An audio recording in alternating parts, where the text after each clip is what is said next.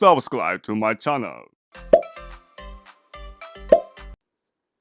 আসসালামু আলাইকুম সবাইকে। আজকে আমি আপনাদের তৈরি করে দেখাবো আমার হাজবেন্ড এবং আমার ফ্যামিলির সবার খুব পছন্দের একটি রান্না, ছোট মাছ ভুনা। আমার হাজবেন্ড এত রাতে অফিস থেকে ফেরার পথে ছোট মাছ দেখে তার খুব খেতে ইচ্ছে করছিল, তাই এটা নিয়ে এসছে। আমরা মেয়েরা আসলে সবসময় সবার মতামতের গুরুত্ব দিতেই পছন্দ করি। আমি এত রাত্রে নিয়ে আসার পরে এগুলো সব পরিষ্কার করে কেটে কুটে আমি রান্না বসিয়ে দেওয়ার জন্য সব একসাথে নিয়ে চলে এসেছি। এখানে আমি নিয়েছি পেঁয়াজ কতগুলো আমার প্রয়োজন অনুযায়ী, আমি নিয়েছি কাঁচামরিচ,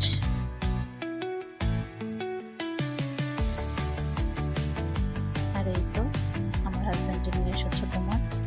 সেগুলো ছোট মাছ কাচকি মাছ বলা যায় না, কারণ অনেক প্রকারের মাছ একসঙ্গে মেশানো আছে। প্রথমে আমি কতগুলো পেঁয়াজ নিয়ে নিচ্ছি কড়াইতে, তারপরে আমার পরিমাণ মতো কাঁচামরিচ কুচি নিয়ে নিচ্ছি।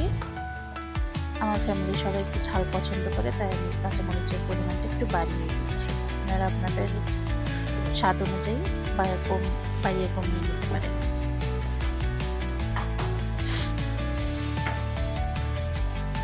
তারপরে আমি এখানে দিয়ে দিচ্ছি পরিমাণ মতো লবণ, স্বাদ মতো প্রায় 1 চা চামচের মতো ধনিয়া গুঁড়া, সামান্য হলুদ,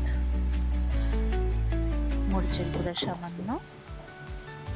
এখন দিয়ে দিচ্ছি আদা রসুনের পেস্ট প্রায় 1 চা চামচের মতো।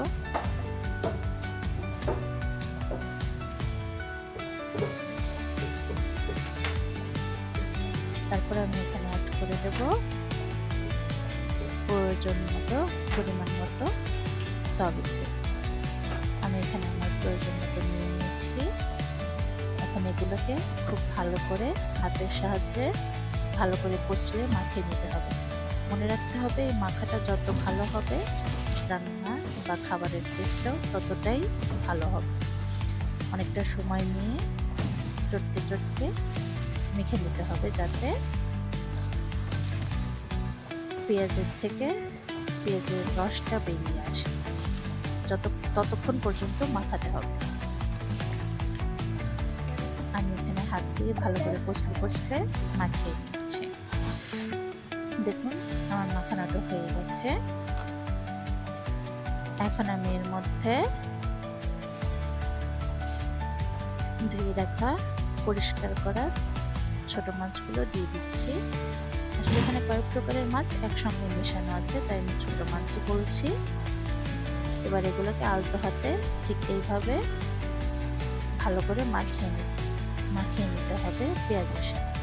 ভালো করে মেশানো হয়ে গেলে আমি এখানে প্রয়োজন অনুযায়ী ঝোলের জন্য পানি দিয়ে দেব। এই মাছটা আসলে এভাবে মাখিয়ে রান্না করলে সবচেয়ে বেশি ভালো লাগে। আমি এখানে আমার প্রয়োজন মতো পানি দিয়ে দিয়েছি। মাছটা সেদ্ধ হতে খুব একটা বেশি সময় লাগবে না, তাই পানি খুব অল্পই রাখছি, যেহেতু আমি ভুনা করব।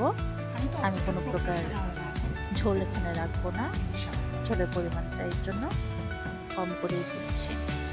আপনারা আপনাদের প্রয়োজন অনুযায়ী দিয়ে নিতে পারেন।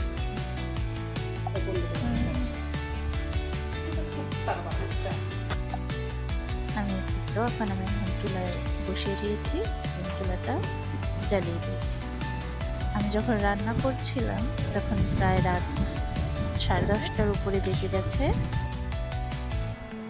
আর আমার পাশ দিয়ে আমার ছেলে মেয়েরা বারবার ঘুরছে আমি কি রান্না করছি সেটা দেখার জন্য।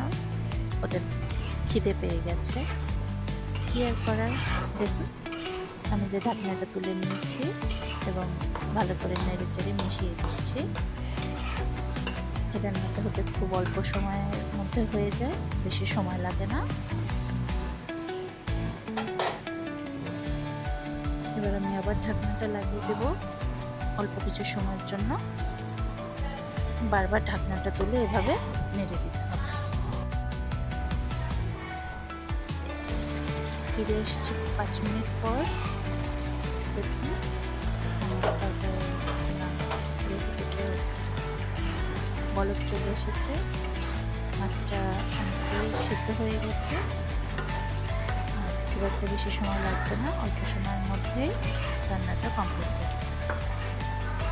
আপনাদের সবাইকে বলে রাখছি, যদি আমার এই ভিডিওটা আপনাদের কাছে ভালো লাগে থাকে এতটুকু, তাহলে প্লিজ একটা লাইক দেবেন, কমেন্ট করবেন, শেয়ার করে পাশেই থাকবেন। আর হ্যাঁ, সাবস্ক্রাইব করতে কিন্তু একদমই ভুলবেন না। আর এরকম নতুন নতুন রেসিপি পেতে সাবস্ক্রাইব করে আমার চ্যানেলের পাশেই থাকবেন। আর যদি এই ভিডিওটা আপনারা আমার ফেসবুক পেজ থেকে দেখে থাকেন, তাহলে পেজটিকে অবশ্যই ফলো দিয়ে রাখবেন। এখন আমি এখানে সামান্য ভাজা জিরার গুঁড়ো দিয়ে দিচ্ছি। এটা অপশনাল, আপনারা যেটা দিতেও পারেন, না দিতে পারেন। আমার ফ্যামিলি সবাই এটা খুব পছন্দ করে, এই ভাজা জিরার গন্ধটা মাছ রান্নায়, তাই আমি এটা এখানে অ্যাড করে দিচ্ছি। এখন একটু নাড়িয়ে চালিয়ে ভাজা জিরার গুঁড়োটা সব পুরো রান্নার সাথে মিশিয়ে নিচ্ছি। এখন আমার রান্নাটা প্রায় শেষের দিকে। দেখুন কতটা লোভনীয় হয়েছে দেখতে, এবং মাশাআল্লাহ খেতেও কিন্তু ভীষণ স্বাদের। এখন আমি এখানে সামান্য একটা মরিচ ফালি, আর আমার বেলকনিতে আমি লম্বা ধনিয়া পাতার গাছ লাগিয়েছি, সেই গাছ থেকে 2টো পাতা ছিঁড়ে দিয়ে দিচ্ছি। এটাকে আমরা লম্বা ধনিয়া পাতাই বলি।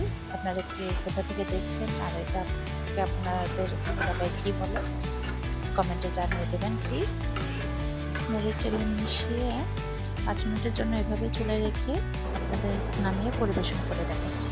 দেখুন কতটা লোভনীয় হয়েছে দেখতে, খেতে কিন্তু আলহামদুলিল্লাহ অনেক ভালো ছিল। আমার ফ্যামিলির সবাই খুব তৃপ্তি সহকারে খেয়েছে। আপনাদের যদি পছন্দ হলে একবার হলেও বাসায় ট্রাই করে দেখতে পারেন, সবাই খুব পছন্দ করবে। আজকের মতো এই পর্যন্তই। আল্লাহ হাফেজ সবাইকে। আসসালামু আলাইকুম।